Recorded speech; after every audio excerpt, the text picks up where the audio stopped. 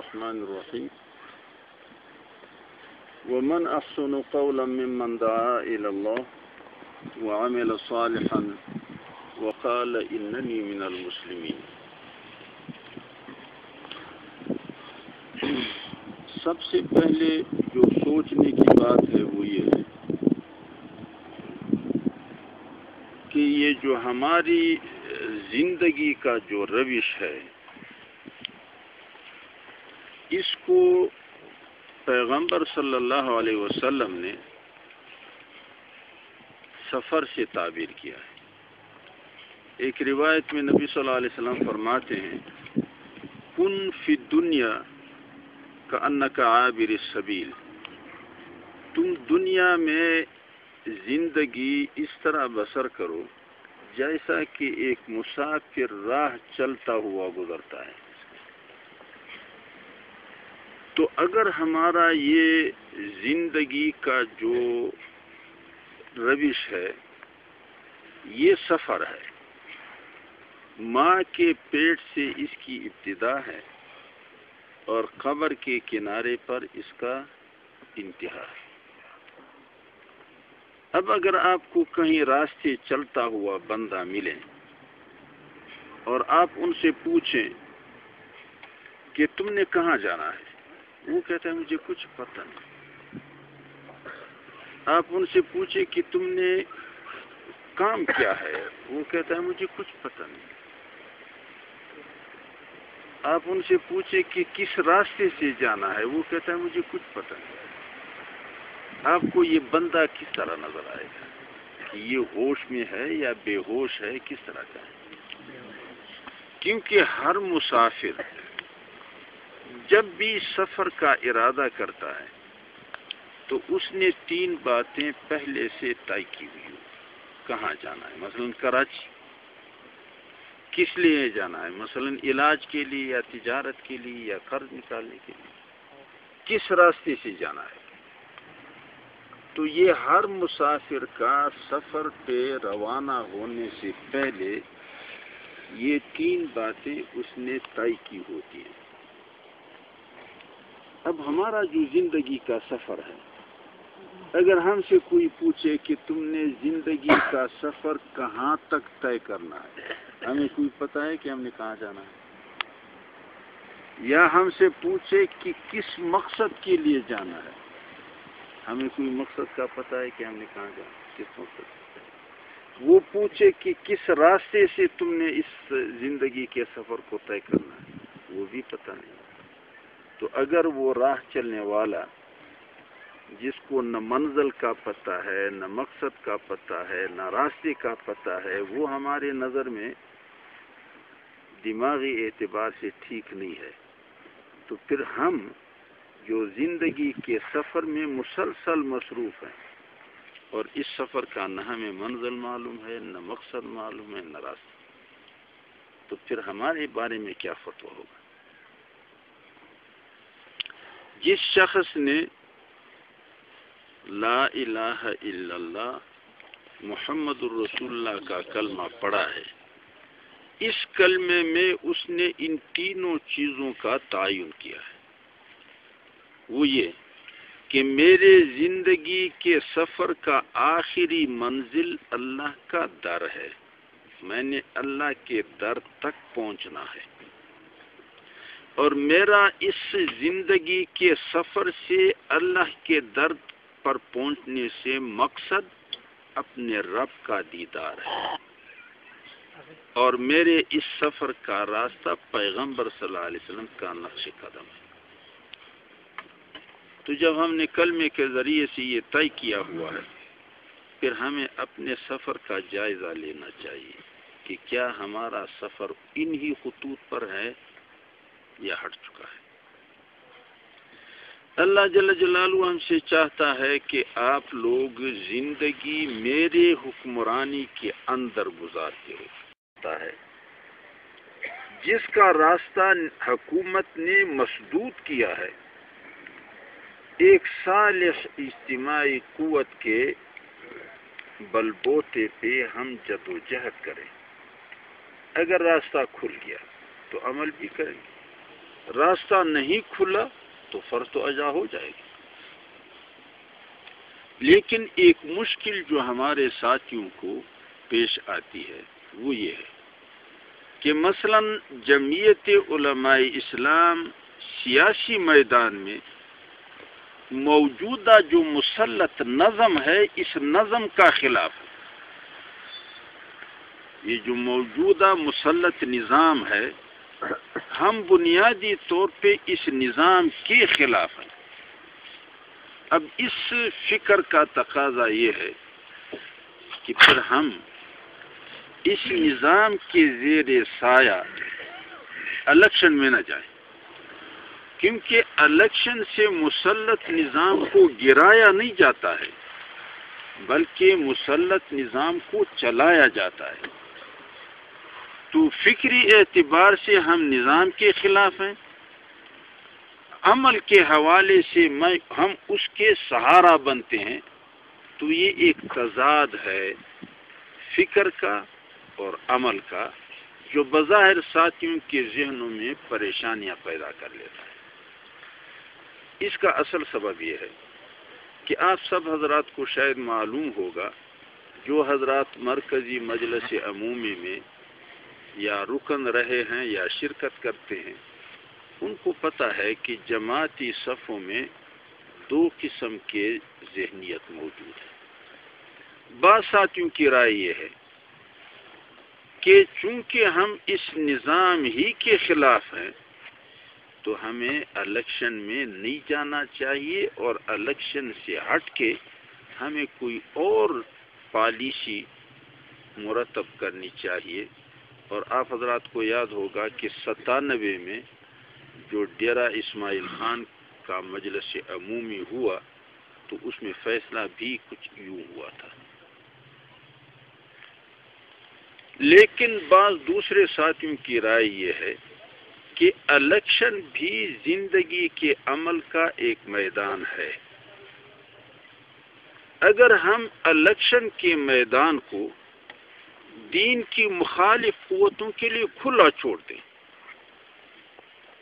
تو اس کا معنی یہ ہے کہ بے دینی اس میدان میں بغیر کسی رکاوٹ کے دندناتی پھرے گی. جبکہ اللہ جل جلالہ فرماتے ہیں وَلَا يَنَالُونَ مِنْ عَدُوٍ نَيْلًا إِلَّا كُتِبَ لَهُمْ بِهِ عَمَلٌ صَالِحٌ. ایک مومن اگر دین کی مخالف قوت کے ساتھ مقابلے کے میدان میں معمولی مس بھی کرے گا تو اس مس کی بھی اس کو اجرت ملے. لہذا ہم اللہ کی ہدایات کے مطابق اگر الیکشن کے میدان میں ان مخالف رسول کو اس کے راستے کو نکالنا. پھر اس ملک میں آج تک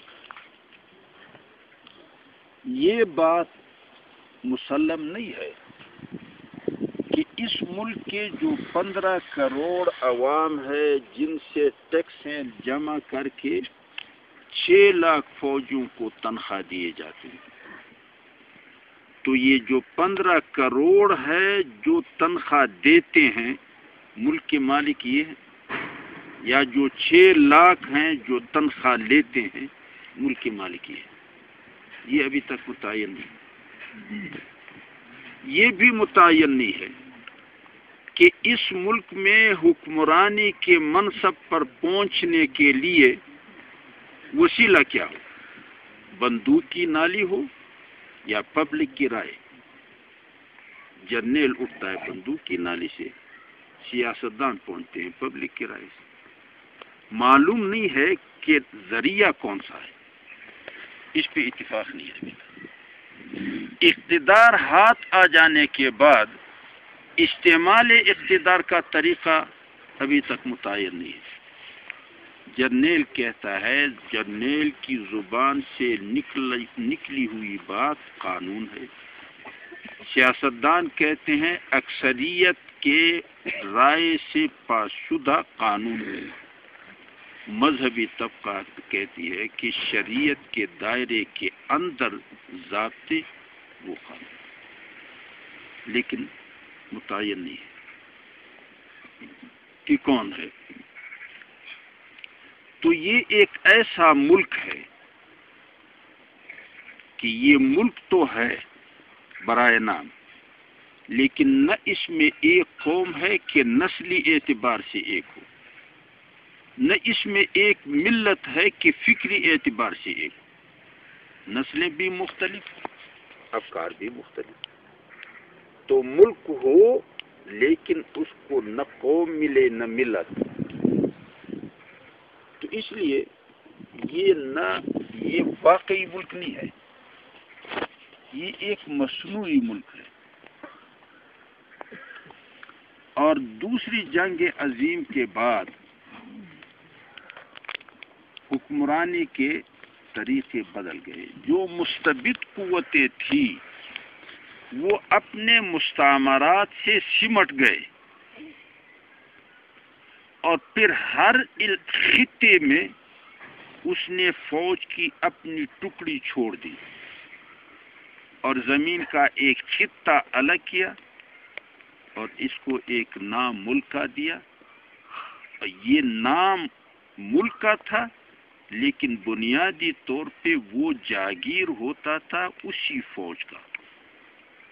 تو گویا کہ پاکستان گئے ہوئے انگریز سے رہی ہوئی فوج کی جاگیر ہے،